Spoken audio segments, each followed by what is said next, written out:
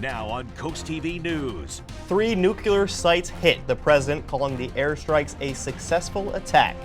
How one Sussex County community came together for a good cause. Well, it's been a steamy Sunday and all systems are on a go as far as our heat wave is concerned. We are going to be approaching near record-setting highs over the course of the next 3 days. I'll break it all down in my full forecast here in minutes. This is CoastTV News at 6. Before and after one of the Iranian nuclear sites hit by the United States last night. Good evening, I'm Brandon Ferguson. Thank you for joining us tonight. We begin with the fallout from the U.S. attacks on Iran. President Donald Trump launched punishing strikes on Iranian nuclear energy sites overnight, pushing the region into a new phase of a decades-old conflict. The U.S. struck 3 nuclear facilities, including the key Fordo site, with 14 GBU-57s and 30,000-pound bunker buster bombs, according to the U.S. military. NBC's Gabe Gutierrez reports from Washington. The United Nations Security Council meeting in an emergency session this afternoon, and the Secretary General saying that diplomacy must prevail. Of course, all this comes after the U.S. launching a series of airstrikes against nuclear facilities inside Iran. Today, the Trump administration is calling it a military success and arguing that it was necessary to prevent the Iranian government from acquiring a nuclear weapon, something that President Trump, White House officials say, has been saying for decades. However, critics of the administration, including even a few Republicans, have been arguing that the White House is drawing the U.S. into another war. They're criticizing that. However, the administration, including Vice President J.D. Vance, pushing back against that, saying that this is part of what President Trump promised during the presidential campaign, peace through strength. However, there are concerns now about what happens next, whether Iran will retaliate against U.S. forces in the region. There are about 40,000 U.S. forces across the Middle East, but there are also questions about whether Iran or its proxies might retaliate against Americans here inside the United States. Just this afternoon, the Department of Homeland Security issuing a new bulletin warning of a heightened threat environment and warning that it's possible that Iran could launch low-grade cyber attacks against the U.S. The bulletin also saying there is a possibility for violent extremists to retaliate against the U.S. Gabe Gutierrez, NBC News, Washington. Law enforcement agencies around the U.S. are now on high alert following President Donald Trump's announcement of the U.S. military airstrikes on 3 nuclear facilities. The Department of Homeland Security, alongside the FBI and other federal, state, and local agencies, are tracking intelligence for any potential threats. This, in addition to the security postures around several key areas in the U.S. Capitol, which have increased since the conflict between Israel and Iran broke out earlier this month. Protests are underway around the country in response to the U.S. strikes on Iranian nuclear sites. In Washington, D.C., anti-war protesters gathering in the shadow of the White House, waving signs and chanting "No war on Iran." Organizers say they're against the escalation and tensions and potential U.S. involvement in the Israeli and Iran conflict. And tonight on Coast TV, Tom Yamas anchors a special edition of NBC Nightly News following the U.S. strikes on Iranian nuclear sites. Maryland Senator Chris Van Hollen released a statement late last night about the attack on Iran. He said this in part, quote, "Trump said he would end wars. Now he has dragged America into one. His actions are a clear violation of our Constitution," unquote. And Delaware Senator Lisa Blunt Rochester released this statement late last night as well, saying in part, quote, "The president's unilateral military engagement in Iran without congressional approval is illegal and could potentially move us closer to a war in the Middle East," unquote. Now moving back locally, we're going to take a live look outside into Dover and bring in our first alert meteorologist, Chris Mastrobuono. Good evening, Chris. Good evening, Brandon. Yeah, we had a few bit more clouds than expected today that kind of kept the temperatures not as high as originally forecast. We had this system of thunderstorms that dived southward and pretty much fell apart, but we had a lot of cloud cover that pushed into our area. Despite that, we still hit 91 in Georgetown today. Temperatures have now fallen into the mid to upper 80s. It is very muggy out there. You can see dew points right now are in the mid to upper 70s, about 10 degrees higher than where they were at just this time yesterday. So a muggy, warm evening with temperatures falling to around 82 by around 10. We're only going to fall into the mid to upper 70s tonight. So very muggy out there, setting the stage for that dangerous heat as we go into the week. We have heat advisories up for pretty much the entire Delmarva Peninsula through Tuesday. We have an extreme heat watch for Dorchester, Somerset, Wicomico, and Worcester counties. That goes into effect Tuesday morning through Wednesday. So we expect record-setting heat. I think by Tuesday and Wednesday, we break record highs. We could even break some record lows here over the course of the next few days. And by tomorrow, we are basking in the sunshine and very hot. We're going to see those temperatures in the mid to upper 90s. We'll talk about how hot it's going to get in that 7-day forecast here in a few minutes. Thank you, Chris. Inside the peninsula, a community in Millsboro, there was an Olympic-style competition. Around 400 people in the community watched the event that had 12 teams competing for first place in the neighborhood. Pickleball, tennis, and basketball were just a few of the activities teams were competing in. Susan Bees, who helped make sure this event came to be, says it's all for a good cause, raising money for Special Olympics Delaware. To be able to do this for Special Olympics, do something larger than ourselves, to bring our community together, I think that is just what we should all really have a chance to do. At the end of it all, the Dream Team ended up on top, but at the end of the day, everyone seems to be a winner, with money going to a good cause and people coming together to make lifelong memories.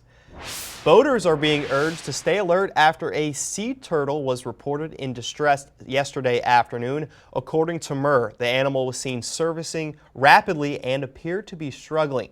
DENREC and MER responders searched the area using sonar, but could not relocate the turtle. It was last spotted in about 12 feet of water. Anyone who sees the turtle is asked to stay nearby until help arrives. MER stresses that only trained teams should attempt to rescue due to the risk of the injury to turtles and humans. In Delaware, a new phone scam is hitting drivers. The state's Division of Motor Vehicles says this new scam is asking people to pay outstanding traffic violations with a link. The DMV says both them and EasyPass will never ask for payments over text or email. So if you get one of these links, do not click it. You can report it to the Federal Trade Commission or the Internet Crime Complaint Center.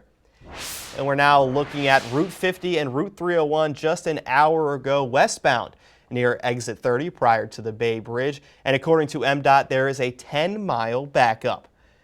And with that traffic, summer is officially here and the start of one of the busiest travel seasons of the year. With gas prices still the lowest they've been since 2021, AAA expects a record number of people to hit the road over the 4th of July weekend period.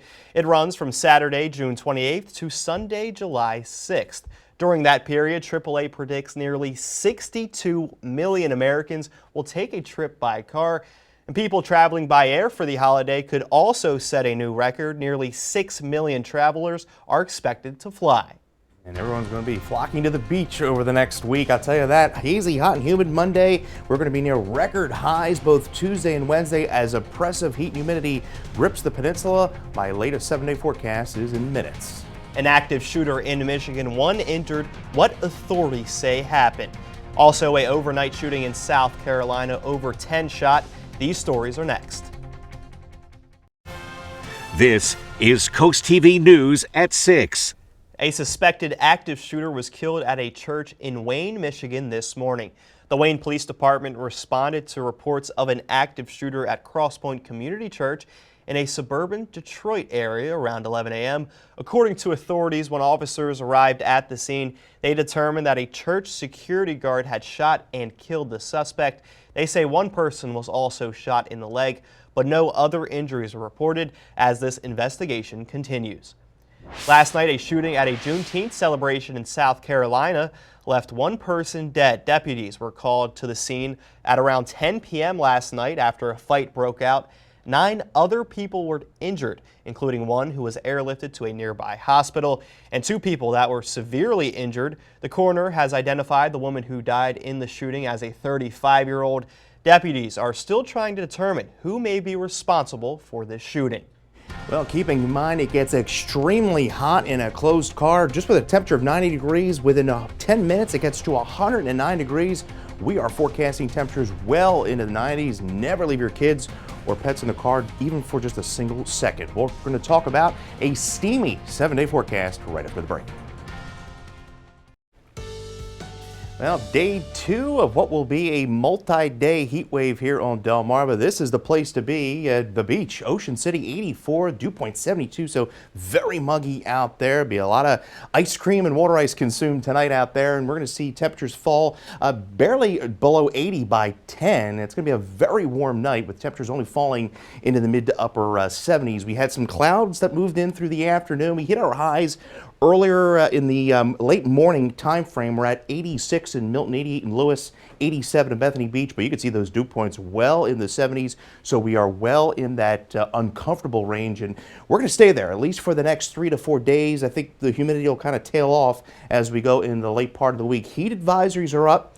Kent, Sussex, Caroline, Talbot counties, those go into effect tomorrow morning through 8 o'clock on Tuesday. And then we have extreme heat watches for Dorchester, Somerset, Wacomico, and Worcester counties. Those go into effect Tuesday morning through Wednesday night. So there was that system to our north decaying as it fell southward. We had a lot of remnant cloud cover, kind of ruined my forecast today. We didn't get as high as we should have gotten. We should have gotten the mid-90s. We had a few stray showers across the eastern shore, but high pressure building in, and that's going to create that dome of heat that we've been telling you about for the last few days.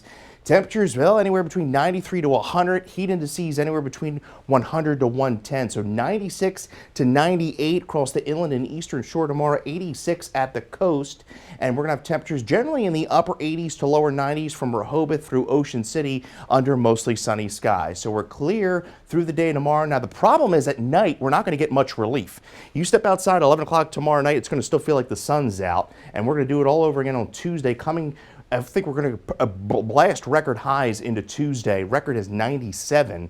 And there's those heat indices. When you factor in the temperature and the humidity, it's going to feel like 108 in Millsboro tomorrow at 4:30, 107 in Georgetown, anywhere between 105 to 110 into Tuesday. And we're going to keep those triple-digit heat indices in play through Wednesday. And I think Thursday will be the last day before we see the humidity kind of let up.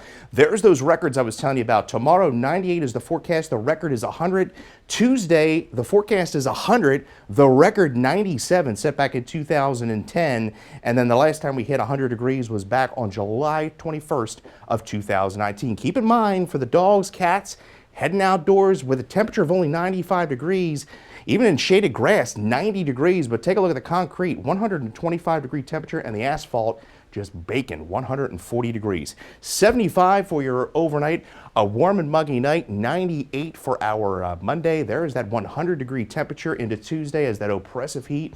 We have red alerts in play for Monday into Tuesday. The heat wave breaks into Thursday. We see some potential for strong to severe storms by late week, and we keep that thunderstorm threat in play through the weekend. More Coast TV news is coming up next.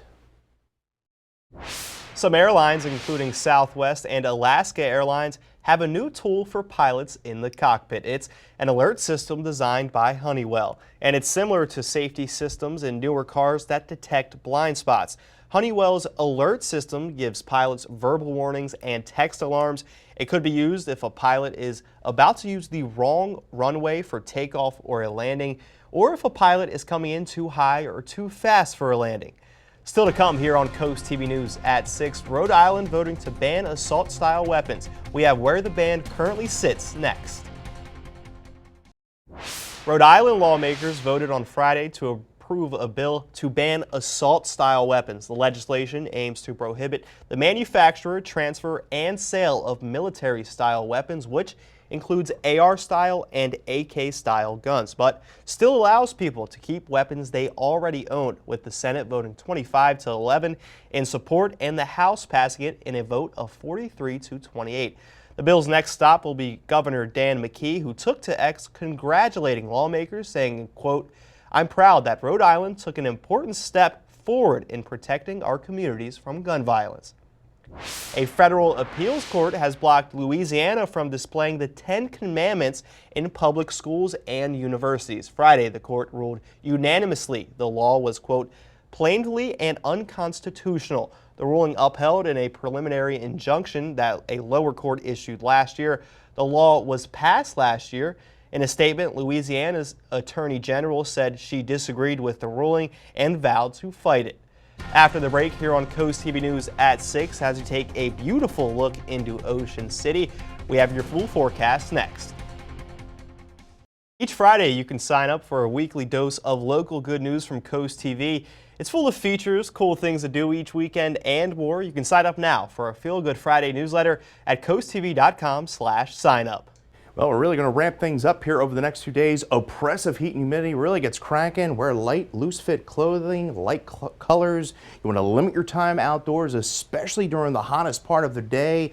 Wear a hat, load up on the sunscreen and that water, and of course stay in the AC when you can. You get your forecast anytime by dialing the First Alert Weather phone, and your 10-day forecast shows red alerts in play for both Monday, Tuesday, likely breaking record highs Tuesday and a Wednesday, and then we'll finally break the heat wave, I think, Thursday, but then we turn unsettled. We'll see afternoon shower and storm chances. Could be dealing with some strong, severe storms potentially there Thursday and Friday. We'll have to watch that pretty closely, but we'll keep that thunderstorm threat in play into next weekend. Thank you, Chris, and thanks for joining us here for Coast TV News at 6. For more news and local weather, download our Coast TV News app.